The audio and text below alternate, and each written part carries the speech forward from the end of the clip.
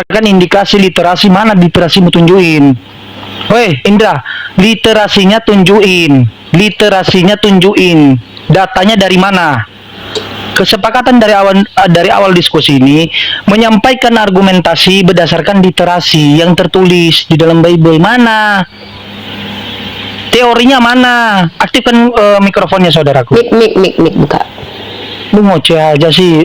Saya mau jelaskan nih, Mikrofonnya. Saya kasih kamu waktu 2 menit untuk menjelaskan. Penjelasan itu hal kedua.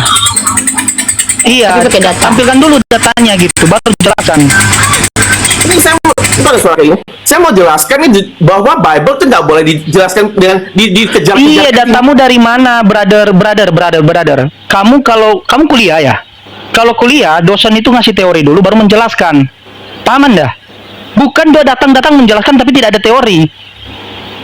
Ngerti nggak? Saya mau berikan argumen deh, gitu.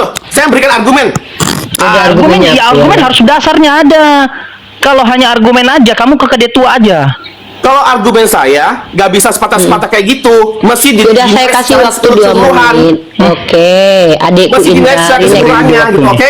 Jadi oke, tunggu Jimen. Oke, baik Bang. In my word, tenangkan dirimu, tenangkan dulu roh kudusmu. Oke, tenang. Saya kasih waktu Anda 2 menit sekalian. 2 menit ya. Data. Silakan 2 menit ya. 2 menit ya. Teman-teman yang di bawah typing teman-teman dijaga ya. Saudara kita Indra ini tetap se-NKRI dengan kita ya. Saya kasih waktu 2 menit, silakan menjelaskan. Kita tidak boleh membantah dia, oke? Teman-teman begini ya, yang di bawah izin Indra ya. Jangan trigger saudara kita Indra ini ya. Kalaupun mereka dari kalangan Kristen emosi itu, saya sudah bilangkan itu maklum kita. Tidak semua orang siap mendengarkan dialektika lintas iman. Teman-teman tidak perlu menghujat personal, karena bagaimanapun juga sebagai seorang muslim kita percaya bahwa dia diciptakan oleh Allah. Allah menciptakan manusia dengan sebaik-baik bentuk, tidak perlu menghujat personal. Kalau mau menyerang argumentasi itu boleh, itu dalam ranah dialektika diizinkan. Yang kedua adalah jangan menghujat sembahan orang lain, teman-teman. Yang ketiga, teman-teman tenang, santai ya. Indra juga saran Uni nih Indra. Emosi boleh, dalam dialektika tuh keras boleh dek. Tapi kalau sudah emosi, nanti kamu tidak terarah bicaranya adekku. Tahan napas, tarik napas, kalau perlu minum air putih. Santai, Uni nggak akan kemana-mana kok. Uni tetap standby di komal-komal. Bahkan kamu kalau mau ketemu Uni, kita bisa ketemuan kok buat ngobrol santai. Ya, santai ya Indra. Oke, siap. Kawan-kawan, kencangkan tetap layarnya, ini komalnya ada agak kedip-kedip. Ya. Oke, silakan Indra, 2 menit maksimal. Kami tutup semua, kami tidak akan memotong, tapi dicatat poin kamu, Adinda. Silakan. Jadi pertama adalah tentang intinya adalah saya mau membantah tentang Tuhan itu manusia, gitu ya. Tuhan itu gak bisa dibilang sebagai manusia. Yesus gak bisa dibilang sebagai manusia, ya gitu. Intinya kayak gitu. Memang pertama mulanya adalah badannya manusia, tapi lalu Yesus kan bangkit dari kematian. Jadi ya, setelah itu dia juga adalah Mesias, juga adalah Tuhan gitu. Ngerti nggak? Ada kronologisnya. Pertama dia cuma ya sebagai Mesias, tapi lalu dia menjadi Tuhan gitu, karena dia bangkit dari kematian, gitu loh. Jadi kenapa Yesus dilahirkan dari proses yang tidak ada hubungan seks, adalah sebagai indikator juga, karena ya gitu, dia dilahirkan dengan yang proses yang tidak sama dengan manusia. Jadi ini membuktikan bahwa menguatkan bahwa indikasi bahwa Tuhan pas menciptakan manusia pertama di Garden of Eden itu sama dengan dimana Yesus juga kayak gitu, dimana tidak ada yang menginvolve hubungan yang manusiawi seperti kayak gitu, yang ada desire dan ada kayak libido gitu-gitu. Jadi tidak sama. Jadi lalu juga bahwa Yesus bangkit dari kematian, kan? Berarti dia berujung menjadi seseorang yang menjadi Tuhan gitu. Tapi juga karena Tritunggal, konsep Tritunggal adalah Yesus, Tuhan, dan Holy Spirit adalah satu, gitu kan? Jadi mereka adalah satu kesatuan gitu. Karena memang tentunya kita nggak bisa memisahkan seperti itu, kayak gampangan kayak gitu bahwa ini anaknya, ini bapaknya, gitu, bukan kayak gitu. Nggak ada gitu kan. Karena memang kita bicara tentang konsep-konsep yang sangat mulia. Di atas itu entitasnya itu benar-benar satu kayak nggak bisa dipisahkan seperti kayak pemahaman manusia yang sangat dangkal gitu loh. Karena saya sih cukup tentang ini sih. Oke, saya tanggapi boleh? Oh ya, sorry, satu lagi sih tentang gimana Bible tuh nggak bisa ditaken sebagai literal ya. Nah, Bible tuh akan bilang bahwa ini adalah likeness of man, dan dia memang formatnya dalam cerita gitu, berbagai cerita. Ini namanya testimoni, namanya testament kan. Ini semuanya adalah cerita-cerita yang nggak bisa taken dengan literal dan mengejar etimologinya. Karena memang ini bukan buku sejarah, ini juga bukan buku pengetahuan. Ini juga hanya sebagai testimoni dari cerita-cerita orang yang menyaksikan dan juga mengenal Tuhan gitu. Ya, lalu kenapa ini nggak bisa ada buktinya tentang kenapa nggak bisa taken as literal? Ya, karena dia memang nggak ada faktualnya, nggak ada bisi waktunya, nggak ada kayak di mana itu nggak ada. Jadi mestinya memang dia adalah story. Ini memang dikoleksi dari testimoni. Pas formulasinya juga oleh para pakar sana waktu itu juga 1000 tahun setelah itu juga dari story gitu loh. Nggak ada datanya gitu. Ngerti nggak? Jadi maksudnya gitu. Oke, dah. Thank you ya. Oke. Saya tanggapi. Sekarang giliran Uni ya. Bang Indra, nanti jangan dipotong pembicaraan ini, penyampaian ini. Saya mute. Oke. Ada 3 poin saudaraku Indra yang ingin disampaikan kepada saudaraku ini. Yang pertama adalah keberatan kamu ketika mengatakan Yesus sebagai manusia. Nah, ketika kamu menyatakan bahwa Yesus bukan manusia dalam makna esensi ontologis yang dipercayai secara keilmuan, ya kamu harus memberikan istilah buat Yesus. Karena yang kita tahu sebagai rakyat Indonesia berkiblat kepada KBBI, Kamus Besar Bahasa Indonesia, kita cuma ada manusia, binatang, Tuhan, hantu, itu ada istilah-istilah seperti itu. Maka kalau kamu tidak mau, makanya saya pernah bilang begini loh brotherku, kalau kalian tidak mau mengatakan Yesus 100% manusia karena dia memiliki sifat keilahian, jangan katakan dia manusia. Bahkan saya punya ide dan gagasan untuk memberitahukan kepada orang Kristen, tolong ada nama bagus istilah untuk dia, apa? Tuman, Tuhan kemanusia-manusiaan, atau mantu, manusia ketuhan-tuhanan. Atau terserah lah, kalian pakai bahasa Inggris, bahasa Yunani juga boleh. Kenapa? Karena Anda tidak sepakat mengatakan bahwa dia manusia seperti kita. Karena yang ada dalam kitab Anda itu, dalam tekstual bahasa Indonesianya, kita tidak bicara tentang hermeneutik makna dari ayat itu, tidak. Tapi menggunakan etimologi yang menggunakan bahasa Indonesia.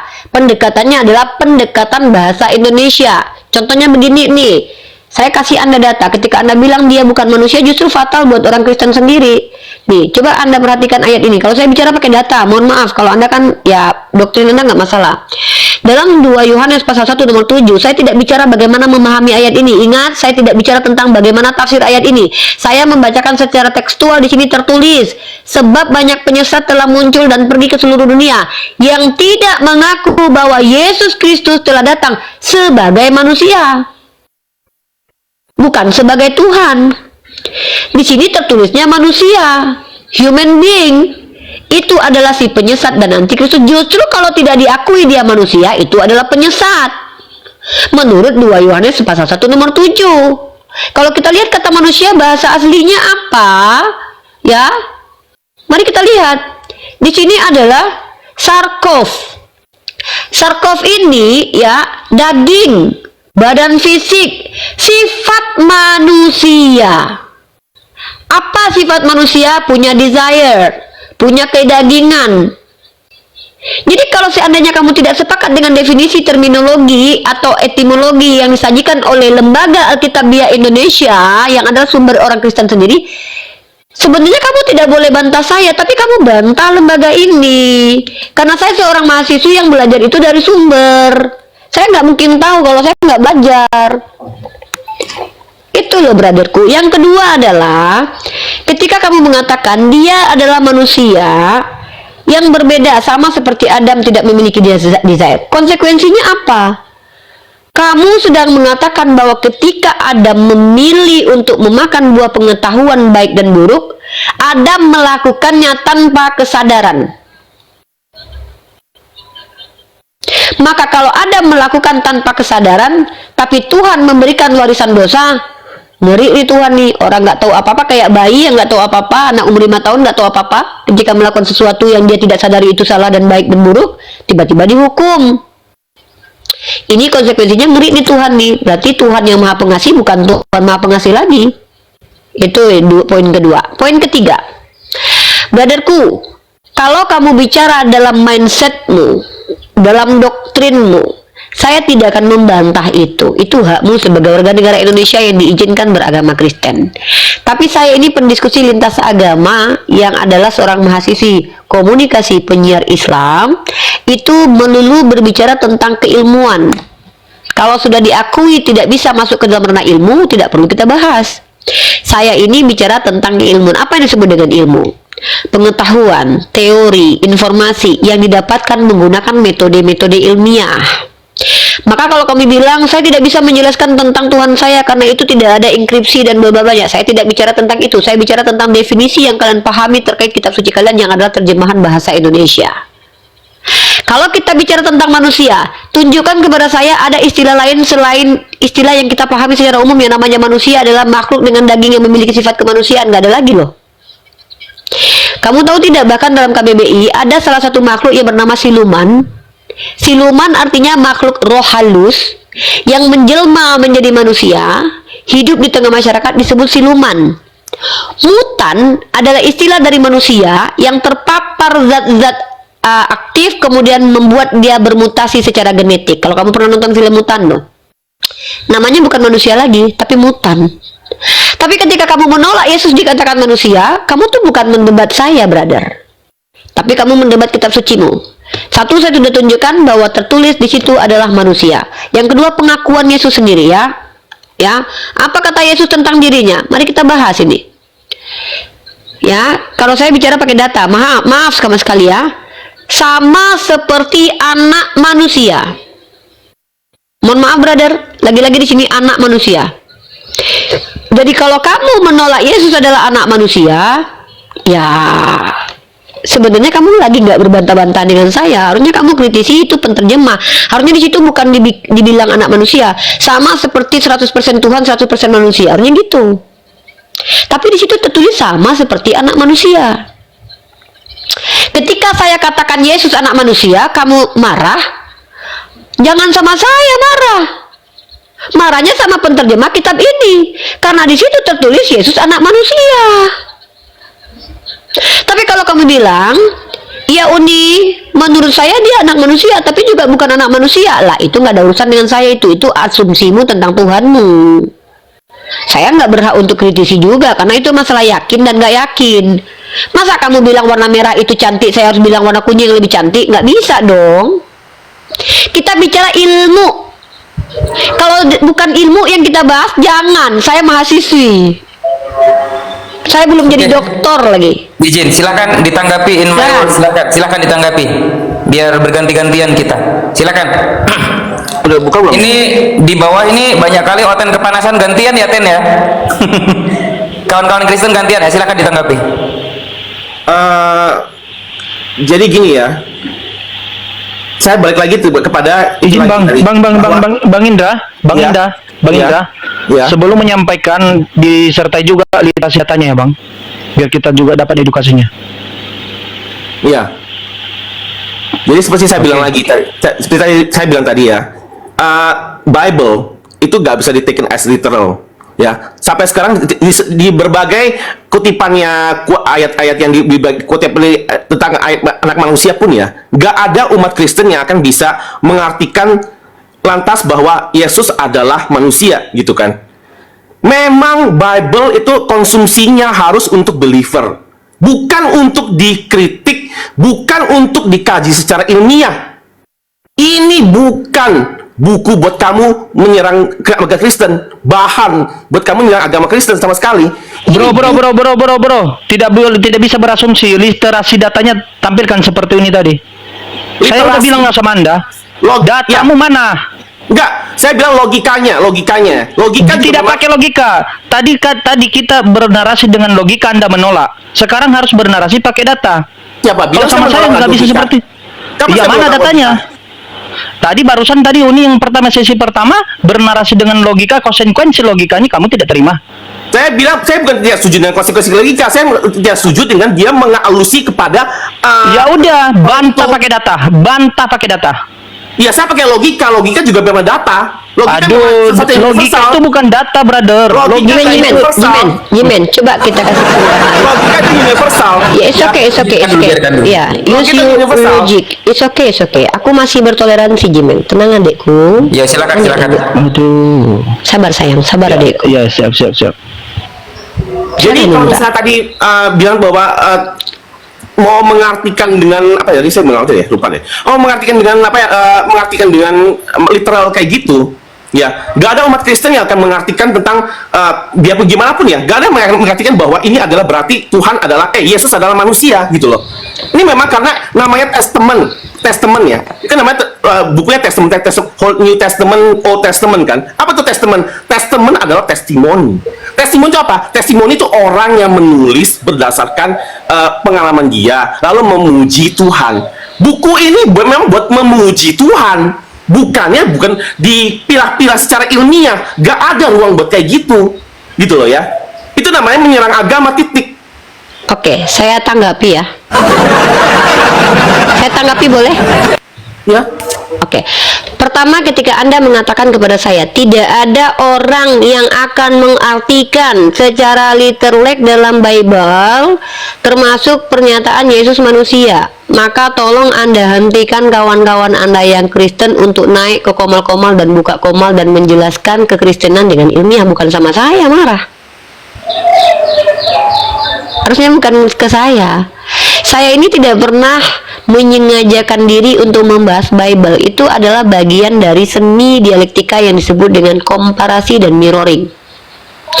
Kalau Anda bilang tidak ada ruang untuk membahas kitab saya secara ilmiah, jangan sama saya marah sayangku.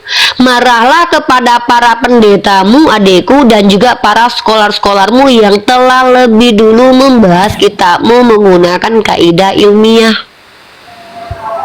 Makanya ada STT. STT itu bukan bahasa Al-Quran aja loh. Bible pun dibahas secara akademik di situ. Makanya ada studi kritik teks, itu ilmiah. Lah kalau kamu seandainya keberatan dengan itu, bukan sama saya marah. Kamu harus datangi setiap STT untuk bilang, tolong jangan bahas lagi kitab kita secara ilmiah. Loh, saya orang yang ilmiah. Apapun literasi di hadapan saya, itu perkara benar dan salah harus masuk proses ilmiah. Itu hak hidup saya loh. Setiap ada orang yang bicara di hadapan saya, kudu, bukan cuma saya, all Muslim, because kami dapat komen dari Tuhan kami, afala yata'qilun, apakah kalian tidak berakal? Maka metode dan konsep itu produk akal sayangku. Jadi kalau Anda bicara bahwa Bible tidak boleh dibahas menggunakan kaidah ilmiah, jangan sama kami marahnya, tapi sama seluruh apologet yang mengatakan bahwa Bible begini begitu menggunakan kaidah ilmiah, sama mereka. Jangan sama saya. Kalau sama saya jangankan Bible, apapun informasi yang datang di hadapan saya di Komal Islam kudu bisa divalidasi dengan metode ilmiah. Penafsirannya pun harus ilmiah. Kalau penafsirannya model saya didatangi Roh Kudus maka saya tahu maknanya, no need. Kami tidak butuh informasi semacam itu. Mimpi-mimpi, kecuali kalian nabi dan bisa membuktikan kenabian kalian. Tapi kalau dirimu adendaku sudah kunci mati, kitab saya jangan dibahas menggunakan metode ilmiah. Saya ulangi sekali lagi, saya hadir ke ruang publik ini kuliah untuk kalian saudara-saudara non-muslim, untuk menjawab keingintahuan kalian tentang agama saya. Karena Prodi saya awalnya pendidikan agama Islam, dilanjut dengan komunikasi penyiar Islam, itu relate untuk menjawab pertanyaan kalian tentang agama saya. Tapi saya mampu cakap dalam membaca kitab kalian, karena saya juga membaca, mempelajari, mengkaji, bahkan mengkritisi segala sesuatu menggunakan metode ilmiah, juga bukan ke agama saya saja, tapi juga agama orang lain.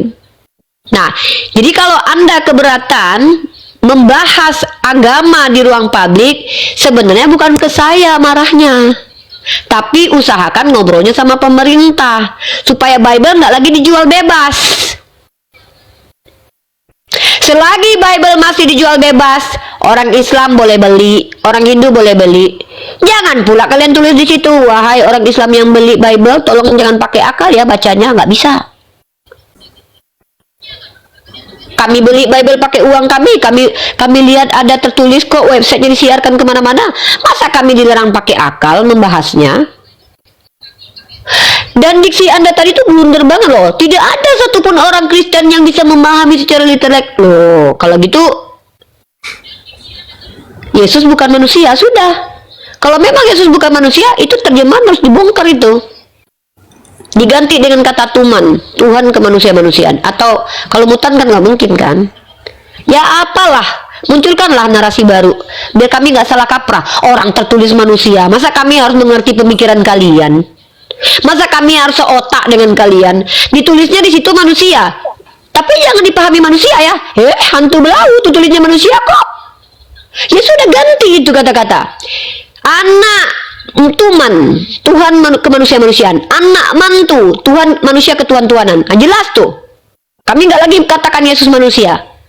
Tapi selagi di terjemahan tertulis dia anak manusia, kenapa kami jadi bersalah ketika mengatakan dia manusia, brother?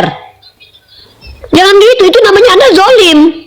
Anda memaksa kami mengikuti paradigma berpikir Anda. Ini namanya pemaksaan, kehendak. Jadi saya tidak mau kita ini merusak peradaban. Salah satu ciri-ciri merusak peradaban adalah menyelewengkan diksi. Kata manusia dikatakan bukan manusia. Kemarin saya pernah diskusi dengan Romo Aldo, dan Romo Aldo membawa sebuah data dokumen tentang bahasa Indonesia. Barang siapa yang memahami bahasa Indonesia diselewengkan, itu harus dikoreksi loh. Setiap warga negara berhak untuk koreksi.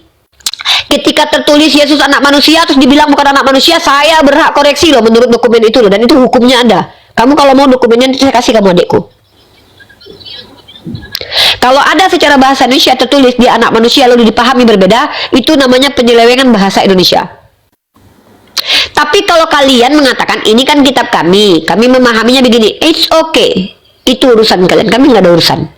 Tapi selagi bicara di ruang publik menggunakan kaidah ilmiah, jangan halang-halangi kami menghormati bahasa Indonesia. Sebab kami bersumpah berbahasa satu, bahasa Indonesia. Tiba-tiba ditulis di situ anak manusia, tapi nggak boleh dipahami manusia. Wah, ini saya jadi dibolak-balik otaknya nih, rusak peradaban ini. Gitu Indra. Kalau doktrin, ya kalau doktrin ya nggak masalah, itu doktrin Anda itu. Doktrin ya harus data ya. Silakan Indra, ditanggapin. Silakan saudaraku. Sudah, Bu. Jadi saya mau ralat dikit ya. Udah buka belum mic ya? Belum ya? Udah deh, udah. Tadi nampak udah terbuka tadi mikro apanya. Udah. Kenapa? Handphonenya mungkin saudaraku. Bentar. Ya. Udah kedengeran? Udah. Oke. Jadi saya mau ralat dikit ya. Jadi saya mau lanjut karena mungkin terlalu cepat, makanya mungkin statement saya kurang akurat. Statement saya bukannya bilang bahwa Alkitab tidak boleh dikaji secara ilmiah. Statement saya adalah Alkitab bukan buat hater agama lain untuk cari celah dan lalu pakai dalih ilmiah untuk menyerang agama ini. Alkitab, bentar, ulangi dek, biar saya catat. Alkitab bukan buat haters agama lain mencari celah dan memakai dalih ilmiah untuk menyerang agama Kristen. Oke, clear, lanjut. Ya, jadi kalau misalnya mau mengkaji ilmiah, dan selaras dengan apa itu namanya testimoni dan testament, ya tentu nggak apa-apa. Berujungnya bahwa pemujian yang memang fungsinya dari Alkitab. Tapi kalau membuat cari dalih, memakai dalih ilmiah ya, memakai dalih-dalih ilmiah, etimologi, etc., lalu bilang bahwa ini adalah tidak salah, kontradiktif, menyelewengkan bahasa Indonesia, whatever, itu adalah penghinaan, ya. Dan lalu nggak bisa play victim bahwa itu adalah penerapan bahasa Indonesia. Kamu kan beli Bible-nya kan? Itu adalah aksi proaktif kamu untuk membeli Bible, gitu loh. Lalu kamu memakai Bible ini menyari-nyari, itu namanya mencari celah. Ngerti nggak? Udah, saya tanggapi ya. Ya. Saya baca teman-teman ya. Alkitab bukan buat haters agama lain mencari celah untuk menyerang. Nah, saya sepakat ini ya. Masalahnya adalah ketika kamu ingin menunjukkan bahwa seseorang terindikasi begini, kamu harus buktikan sendiri, karena itu tuduhan. Jadi kalau kamu merasa saya, Jimen, atau para apologet Islam adalah orang yang seperti dimaksud, ya lakukan saja pelaporan kepada pihak polisi, lalu buktikan kalau kami adalah orang yang melakukan hal ini dan ini terlarang di Undang-Undang Dasar. Kamu kan warga negara Indonesia tuh. Minta bantuan saja kepada pihak pemerintah kita bahwa yang dilakukan ini adalah bentuk kebencian di ruang publik. Kan saya sudah berkali-kali bilang, siapapun yang merasa yang saya lakukan ini melanggar Undang-Undang Dasar punya hak yang sama dengan saya, yaitu melaporkan ke kantor polisi. Kenapa? Karena saya bicara di publik. Tapi kalau seandainya disimpulkan sendiri kamu telah membuat kebencian dengan menggunakan Alkitab, itu tuduhan. Tuduhan harus berdasarkan pembuktian. Karena gini loh, setiap manusia yang mengaku beragama seharusnya tidak perlu takut ketika agamanya dibahas di ruang publik. Betul. Kenapa? Karena dia yakin agamanya benar dan tidak bermasalah. Itu. Betul. Ya. Seharusnya umat beragama tidak pernah khawatir mendialekkan agamanya di ruang publik, karena tentu sebagai orang yang yakin dengan kebenaran agama itu, dia mampu membuktikan kebenaran agamanya tersebut. Kecuali tidak mampu, maka baru mungkin cari-cari cara untuk menghentikan orang lain berdialog. Sementara dialog ini adalah sesuatu yang tak terhindarkan lagi saat ini. Kenapa? Akses yang mudah mendapatkan informasi membuat orang mudah bertanya, mudah menjawab, mudah menjelaskan. Ketika bisanya cuman bertanya, ditanya balik, dikritisi, nangis. Nggak bisa begitu. Itu namanya seenak udel. Boleh saja tidak sepakat dengan adanya dialog lintas agama. Mari engkau dan aku kita buat lembaga nih.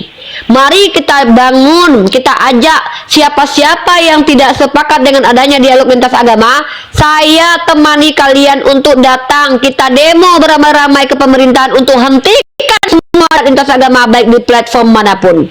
Silakan, aku ikut itu.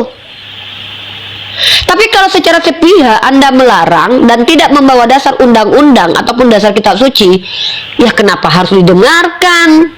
Anda yang harus pergi dari komal debat lintas agama, bukan kami yang harus berhenti. Kenapa? Karena tidak semua Kristen sepakat dengan Anda. Buktinya Anda yang ngajak saya dialog lintas agama dengan dalil ilmiah tersebut beragama Kristen, walaupun 2 orang udah mundur.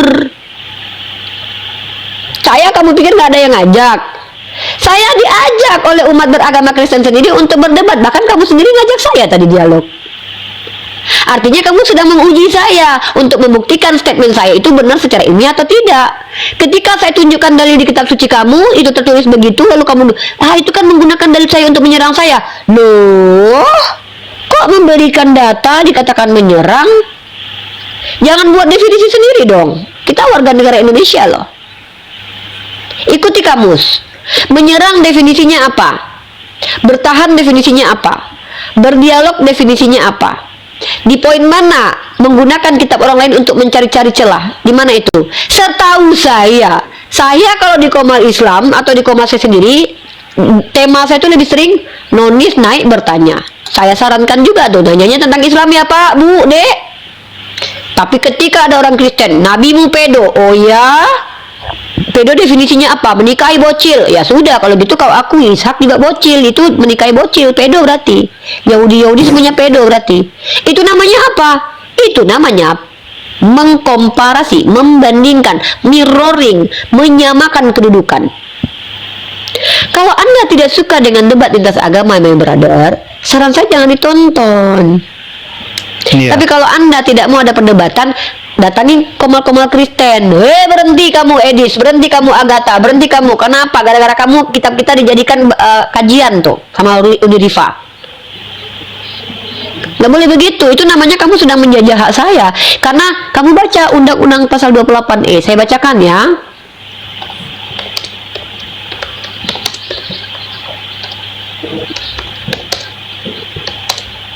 Kita baca ya, sama-sama ya. Kita baca sama-sama. Undang-Undang pasal 28E ayat 2 Undang-Undang Dasar 1945 menjamin kebebasan setiap orang untuk meyakini kepercayaan, menyatakan pikiran dan sikap sesuai hati nuraninya. Hak ini merupakan bagian dari hak asasi manusia. Saya punya pikiran, saya punya hati nurani. Bagi saya tidak diterima secara hati nurani Yesus itu mati terkutuk. Itu hak saya menyampaikan ke publik. Tugas kalian menanggapi saya. Jangan Anda menghalang-halangi hak saya sebagai warga negara Indonesia. Itu namanya menjajah pemikiran saya. Kalau Anda tidak suka dengan debat lintas agama, adindaku Indra, mari sama-sama kita buat lembaga, atau kita bersama-sama datang. Kamu kumpulkan orang, saya kumpulkan orang. Kita datang kepada wakil-wakil DPR kita. Usahakan aja, jangan cuma ngomong doang, usaha juga. Kami tidak setuju adanya debat lintas agama. Ho ho ho, kami tak mau. Ho ho ho. Saya maju tuh, ikut saya sama kamu. Tapi dengan catatan, jangan ada lagi komal Kristen membahas Islam, begitupun sebaliknya. Dan jangan lagi ada diksi-diksi Islam di dalam kitab kalian. Saya lebih baik jualan skincare. Saya juga mau cari uang, mau memperkaya diri. Nggak mau saya sebenarnya sibuk dengan urusan ini. Kau pikir aku ada uang di sini? Nggak ada. Izin nih, kawan-kawan Begitu. izin sebelum ditanggapin, kawan-kawan muslimin, muslimat dimanapun Anda berada, tolong ketikannya jangan rasis ya, terutama ya. Jadi tolong dijaga. Nggak boleh rasis. Nggak boleh rasis ya. Ini mohon maaf ya. Jadi nggak boleh kayak gitu. Oke, kita lagi edukasi, tolong jangan ya. Silakan Bang In My World di. Ya sebelum Indra, ya by the way ya, tolong ya dibeli minyak kemiri aku buat yang botak, gara-gara mendengarkan penjelasan dari Pak Pipo dan kawan-kawan Kristen lainnya, rambutnya mulai kerontokan. Silakan beli minyak kemiri aku ori. Dan bagi kalian yang merasa bulunya telah dicabut sama Bang Zuma dan juga Jimen, tolong beli minyak kemiri aku tanpa syahadat. Aku tidak menjamin bulu kalian tumbuh, tapi aku menjamin minyak kemiri ini original ya. Buat Koko kalau mau beli punya Uni, beli aja ya Dek, buat menumbuhkan seluruh bulu yang ada dan juga buat menebalkan alis. Koko Indra ya. Ya silakan Koko Indra, silakan disampaikan apa lagi yang disampaikan. Ya, Silakan. ya. Jadi intinya saya mau mengatakan bahwa point out ya. Saya mau menunjuk bukan point out mesti point out itu adalah saya mau apa ya?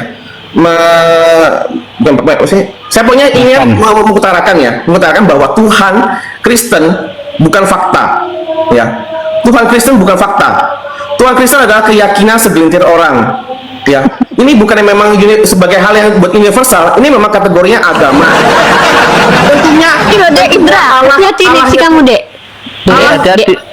Adik, hati-hati diksimu Dek. Nanti orang Kristen lain marah sama kamu Dek. Ya Allah. Tentunya ya, semua keyakinan di dunia ini adalah keyakinan doang gitu ya. Adalah keyakinan doang. Oh gitu. Tadi nggak mau diralat, izin. Tadi nggak mau diralat. Tuhan Kristen Tuhan bukan Kristen fakta. itu bukan fakta, itu bahaya loh. Fakta itu apa? Fakta itu ada buktinya. Iya. Tapi kan Yesus pernah ada buktinya, katanya ada kayu salibnya. Nah, maksudnya itu yang buat keyakinan orang yang meyakini doang gitu loh. Memang dari dulu memang kayak gitu. Enggak gini loh Dek. Uni nggak mau kamu Konsepnya- malah dihujat Islam, dihujat Kristen pula lagi nanti Dek. Konsepnya agama adalah buat orang yang meyakini doang gitu ya. Bahwa ini adalah universal fact, enggak. Semua agama juga enggak ada universal fact gitu loh. Oh, Nggak ada saya yang nggak adalah- sepakat dengan itu ya. Nggak Itu ada statement yang sendiri yang universal. dipaksakan. Nggak, saya nggak sepakat dengan itu. Iya. Nggak ada universal fact ya. Nggak ada Saya universal tidak sepakat dengan itu ya. Maaf itu sendiri argumennya itu loh. Nggak ada yang berpihak ke situ. Silakan. Jadi gak ada agama yang universal fact, ya. Gak ada agama yang benar-benar bisa menjadikan fakta yang bisa diilhami secara ilmiah semua dibagikan ke semua orang, gitu loh. Kalau kayak gitu, memang gak bakal orang negara-negara barat menghujat-hujat agama Islam, ya gitu kan. Jadi pokoknya gini, kita pokoknya kalau misalnya kita bisa mengerti bahwa apa itu empati. Empati adalah kita mengerti bahwa kita sendiri juga gak mau orang lain serang kita di agama. Itu agama bukanlah sesuatu yang universal yang diyakini semua orang, gitu loh. Kita semua punya hal-hal yang sangat mutlak. Tuhan bukan fakta, gitu. Tuhan adalah keyakinan. Tuhan gak perlu pembuktian karena Tuhan cuma perlu keyakinan, ya. Faith itu artinya keyakinan, ya. Selalu dari itu. Semua agama hanya perlu faith. Jadi nggak perlu apa itu pembuktian dari buat para followernya juga, gitu. Buat orang yang mengikuti juga nggak perlu membuktikan, gitu. Makanya dibilang bahwa agama adalah keyakinan, faith, belief. Semua orang bilang gitu. Kategorinya selalu ada kata faith, belief, gitu loh. Nggak bakal dibilang bahwa ini adalah fakta buat kamu harus maksakan semua orang harus pertanyakan, gitu. Jadi kalau misalnya itu, kita jangan bilang tentang undang-undang, kita bilang tentang etika dan adab. Ya, etika dan adab dari hati diri seorang untuk tidak meng-cross boundary yang akan memicu konflik. Gak ada gunanya. Kalau kamu mau bilang kayak gitu, tentunya orang lain juga nggak suka karena keyakinan adalah mutlak, sensitif banget, gitu loh. Makanya kita gak ada gunanya menggunakan dalil apapun, gitu ya. Dan makanya bilang tuman-tuman kayak gitu aja sudah sangat luar biasa kurang ajar, gitu loh. Makanya menurut siapa itu? Tunggu. Pernyataan kamu tadi itu dasarnya apa sih? Dari diri sendiri atau dari memang etika moral yang ada disepakati secara universal? Karena kalau cuma dari diri sendiri, kenapa kami harus ikuti kamu? Karena kalau kamu bicara baik dan buruk menurut kamu itu subjektif tuh. Masa kami harus ngikutin semua paradigma kamu? Masa ketika kamu nggak nyaman kamu harus ikutin kamu? Kenapa kami harus ikutin kamu? Emang kamu yang merancang moralitas dan etika seperti apa? Ketika kamu ngajak saya untuk bermoral dan beretika, kamu tunjukkan dalam moral dan etika dalam keyakinan masing-masing ya. Kami itu tidak pernah dilarang loh untuk membahas secara ilmiah agama-agama loh. Itu tidak melampaui moral dalam Islam. Justru kami harus membahas secara ilmiah agama-agama. Kalau kamu bilang tuman itu artinya adalah sesuatu yang di luar etika, ya kamu harus ke KBBI katakan bahwa menyingkat itu nggak boleh. Kok kamu sendiri yang memberikan parameter sendiri, itu kami harus ikuti pula. Kalau kamu merasa tersakiti, seharusnya kamu bukan ke saya curhatnya, brother. Kamu curhatnya ke rum-rum Kristen, menghentikan mereka untuk supaya tidak kami bereaksi. Ada aksi pasti ada reaksi. Kalau kamu tidak menyepakati adanya dialektika seperti ini, jangan ke rum kami kamu curhat. Datangi satu persatu rum Kristen, upayakan sebagai orang Kristen, karena kamu tidak berhak menasihati kami umat Islam. Paradigma kita tentang moralitas beda. Di moralitas kalian itu kasih musuh itu bermoral loh, di kami nggak bermoral itu. Di kami bermoralnya seseorang itu ketika dia adil, meletakkan sesuatu pada porsinya. Di kamu mungkin karena agamamu mengajarkan tampar pipi kiri kasihkan kasih musuh, mungkin bagi kalian mengasihi koruptor itu adalah sesuatu yang moralitas dalam agama. No. Maka kamu belum bisa menjelaskan kepada saya, menasihati saya tentang etika dan moral. Kenapa? Kita berbeda agama. Kalau kamu mengambil landasan moral dan etika di agama, kecuali kamu punya literasi lain nih, tunjukkan literasinya ke saya. Literasi apa yang kamu pakai sandaran moral? Para filsuf atau para dukun beranak? Jangan gitu, jangan buat moral sendiri, jangan buat parameter moral sendiri lalu sodorkan ke publik, paksa orang ikut. Nggak bisa begitu.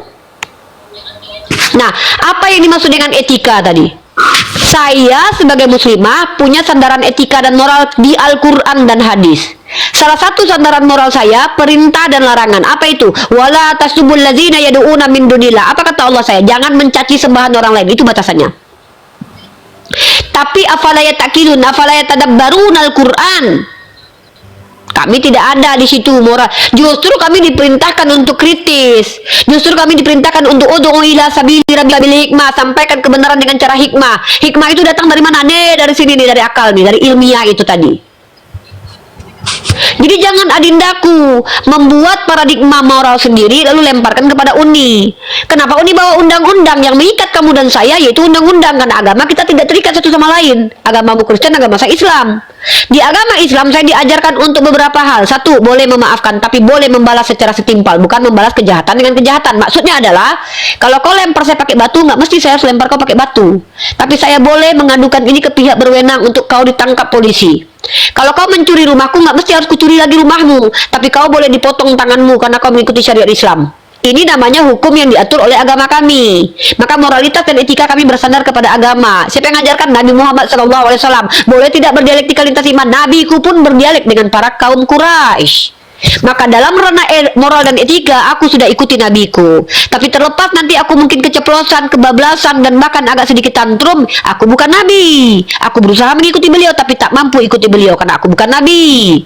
Tapi ketika Anda punya moralitas sendiri, Anda lemparkan ke saya, kenapa saya harus ikut? Saya tidak bisa ikuti moralitas Anda, menjaga perasaan Anda. Kenapa?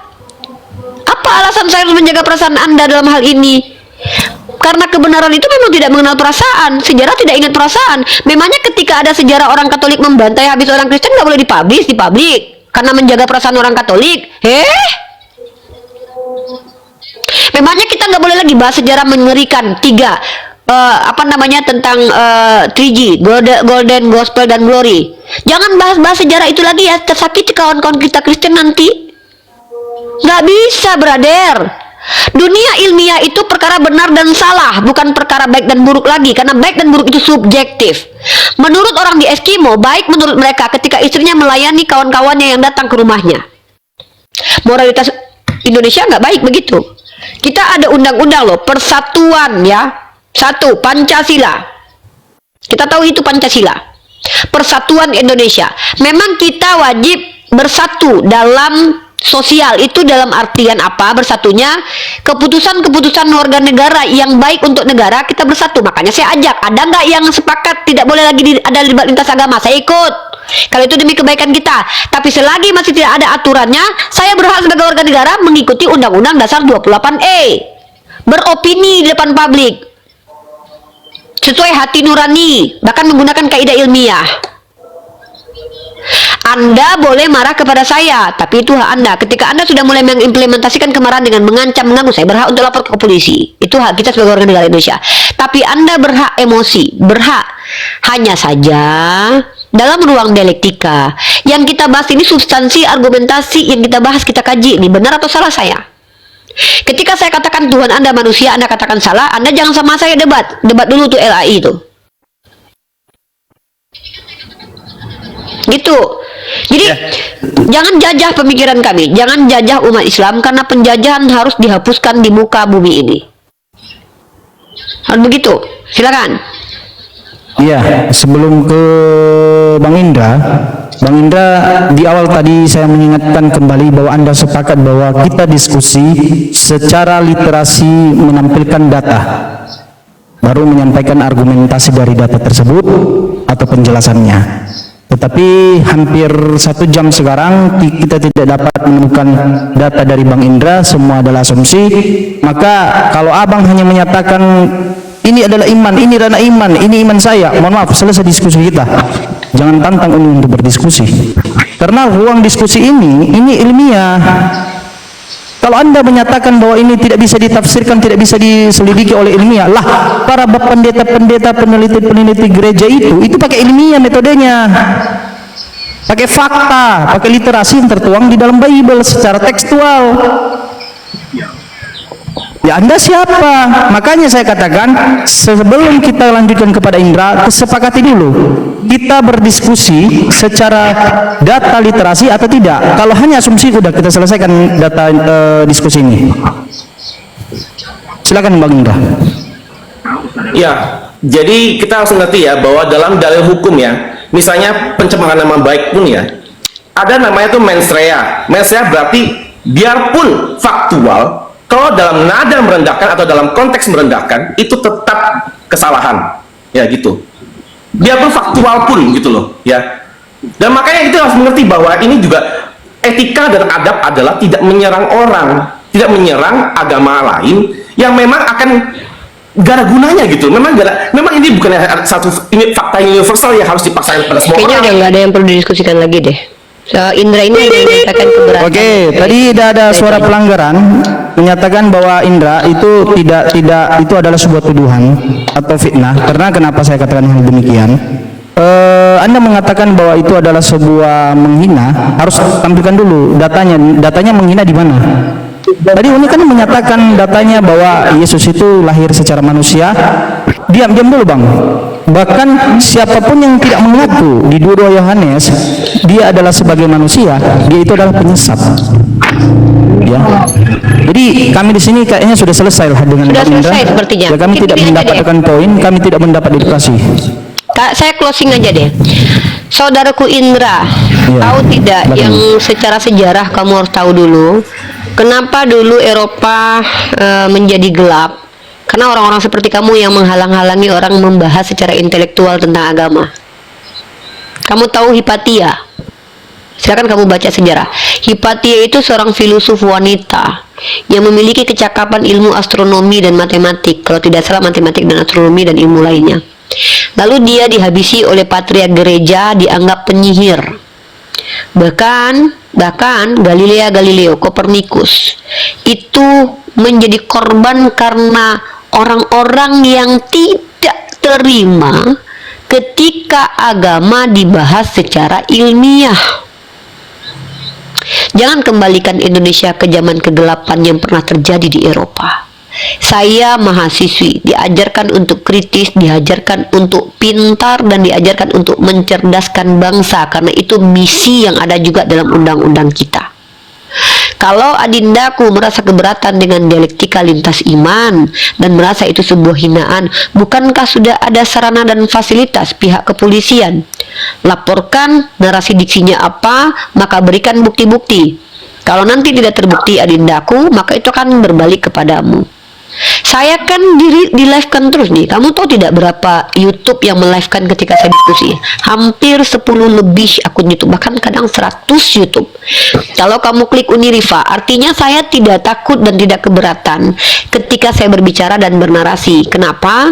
Setahu saya, narasi saya masih sesuai porsi, yaitu apa? Memiliki landasan dasar dan logika, yaitu dalil akli dan dalil nakli. Ada dasarnya tuh, menggunakan model rasio tuh, pertimbangan akal. Dan yang saya hadapi pun adalah person by person, tidak mewakili agamanya, walaupun kadang-kadang mereka mewakili agamanya menurut mereka.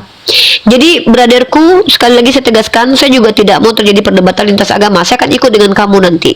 Kalau seandainya kamu sudah maju dulu untuk menghalang-halangi orang berdebat lintas agama dengan cara baik, saya ikut kamu. Kita bikin proyek untuk datang ke pemerintah menghentikan adanya perdebatan lintas agama.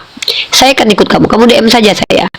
Bahkan saya yang pertama berhenti kalau seandainya kamu, saya ada effort untuk mengusahakan ke pemerintah bicara bahwa jangan lagi ada perdebatan lintas agama atau diatur dalam undang-undang bagaimana diskusi baik. Silakan. Tapi kalau kamu hanya dari dirimu sendiri, kenapa saya harus ikuti? Kecuali kamu nafkahi saya, nggak apa-apa, saya patuh sama kamu nih. Tapi kamu kenal juga kagak, tiba-tiba ngatur bagaimana cara hidup saya yang diatur oleh undang-undang.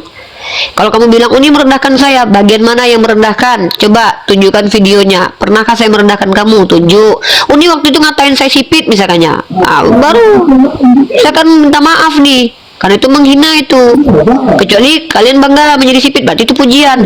Kau Uni ngatain saya putih banget, nggak boleh itu. Secara pribadi saya harus minta maaf. Uni ngatain Tuhan saya terkutuk, wah itu bukan penghinaan, karena itu tertulis.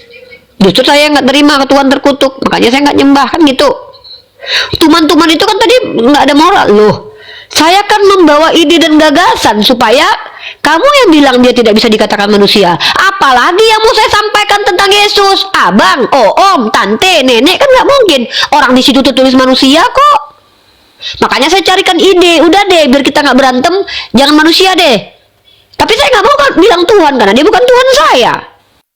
Ya udah, jadi apa kata-kata yang tepat buat Yesus? Carikan sendiri. Saya kan cuma kasih ide dan gagasan. Ada nih, salah satu contohnya adalah kata tuman misalnya. Itu bukan penghinaan, kecuali saya bilang kuman, karena kuman sudah ada definisi. Tuman itu tidak ada definisi, itu singkatan dari Tuhan ke manusiaan. Menyingkat itu bukan penghinaan loh. Sejak kapan menyingkat itu adalah penghinaan? Nabi kami aja SAW itu disingkat tuh, bukan penghinaan, supaya nggak kepanjangan penulisannya. Jadi begitu Adindaku Indra ya. Jadi sudah cukup ya. Saya pikir ada substansi yang kita bahas, ternyata tidak ada. Masalah keberatan kamu tentang dialektika lintas iman mungkin jangan di sini sampaikan, di komal-komal Kristen aja dulu ya, berproses saja. Kalau memang kamu tidak sepakat, seharusnya bukan kami yang berhenti, kamu yang nggak nonton. Harusnya kamu blok akun-akun yang ini biar kamu aman, damai, tentram. Itu loh. Ya, udah gitu aja dari saya. Ya udah Indra, misal kalau ada saya menyinggung hati kamu ya, secara pribadi saya minta maaf. Kalau menurut kamu diksi saya terlalu mengerikan untuk didengarkan oleh kamu, sebenarnya saya nggak perlu minta maaf kalau itu kebenaran. Tapi karena kamu adalah warga negara Indonesia juga, saya harus menjaga perasaan kamu ya. Saya minta maaf ya, kalaupun ada yang menyinggung kamu. Tetapi kembali lagi, kebenaran tidak mengenal perasaan, my brother. Dalam ruang dialektika, dalam ranah hukum pun, yang ada tuh benar atau salah. Bukan baik atau buruk, tapi benar atau salah. Manner itu memang dipertimbangkan dalam ranah dialektika. Tapi ya tunjukkan saja manner saya yang nggak betul, karena saya juga tergantung siapa yang saya hadapi. Begitu ya. Silakan. Ya, oke. Tidak perlu lagi tutup statement Bang Indra, karena dari tadi kita tidak dapat poinnya. Mohon maaf sekali Bang Indra, kalau Anda mau berasumsi seperti yang Anda sampaikan, bukan tidak menghormati. Tetapi bagaimana saya bisa menghormati Anda di dalam forum seperti ini? Kami menghormati Anda, sementara Anda tidak menghormati kami. Di awal kita tadi sepakat bahwa diskusi ini harus pakai data, literasi. Justru kami merasa dihina gitu, ya, karena tidak sesuai dengan kesepakatan. Ya, kalau dari awal tadi Abang Indra menyatakan bahwa ini adalah diskusi tapi kita tidak perlu pakai data literasi, mohon maaf, Anda tidak dinaikkan. Dan ini tidak akan melayani Anda, karena ini adalah ruang edukasi lintas agama. Ya, jadi Bang Indra silakan cari room-room lain yang menyatakan bahwa tidak menggunakan literasi.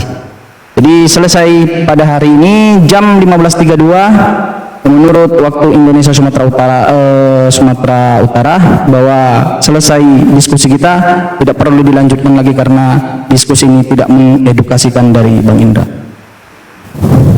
Ada lagi yang mau disampaikan Bang Indra?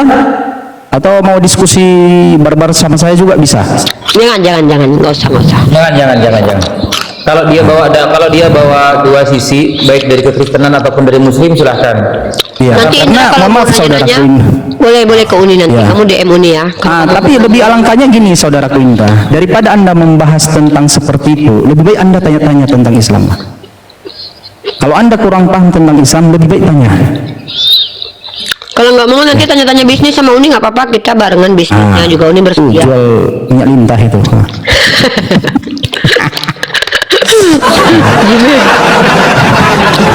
Ya gitu ya Indra, biar kita sapa tamu yang lain. Indra mau di sini standby atau mau turun? Ya, mau mendengarkan Bang Indra? Ya, saya turun aja. Oke, silakan turun. thank you Indra, see you, sehat selalu. Thank you Bang Indra.